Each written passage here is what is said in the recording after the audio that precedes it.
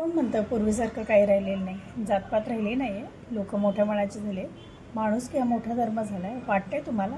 हा व्हिडिओ बघा. 3 वर्षापासून सक्षम टाटेचं आणि माझं प्रेमसंबंध होते. माझ्या घरच्यांना ते मंजूर नव्हते. त्यासाठी त्यांनी त्याचा असा घात केला होतं आणि माझ्या पप्पांना मंजूर नव्हतं. कशामुळे? कास्टमुळे. तू दुसरं कोणाही सोबत बोल, मी करून देतो तुझं लग्न, असं बोलले होते ते मला.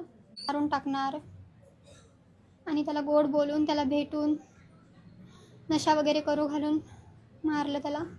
त्यानं त्याच्यावर 3 गोळ्या झाडल्या तरी त्याला काही झाले नाही. तेव्हा त्याच्या डोक्यात फरशी वगैरे टाकून मारलं त्याला. हा विरोध नेमका कशामुळे? आमचं प्रेम होतं. तुम्हाला वाटतं का जात राहिली नाही आहे?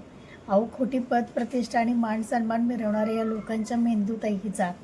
ह्या सडक्या मेंदूतली जात जोपर्यंत जात नाही तोपर्यंत प्रगती झाली असं म्हणता येत नाही. आणि ही प्रगती जोपर्यंत होत नाही तोपर्यंत हे असे गुन्हे घडत राहणार आणि आपण फक्त बघत राहणार. अजून किती वर्ष जातीचा संघर्ष करावा लागणार आहे मला माहीत नाही. कित्येक पिढ्या खर्ची पडल्यात, पण तरीही सडक्या मेंदूतली जात जात नाही. आणि जोपर्यंत मेंदूतली जात जात नाही तोपर्यंत माणसांना माणूस म्हणून ही लोक वागवणार नाहीत आणि आपले असे नाहक बळी जात राहतील लेकरा बाळांचे. तर वेळेस ह्यावर काहीतरी उपाय केला पाहिजे.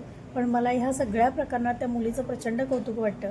ती मुलगी खोट्या प्रतिष्ठेला लाथ मारून आपल्या प्रेमाच्या न्यायासाठी उभी राहिली आहे आणि माणूस म्हणून तिला साथ देणं आपलं कर्तव्य आहे आणि आम्ही तिच्या पाठीशी उभे आहोत.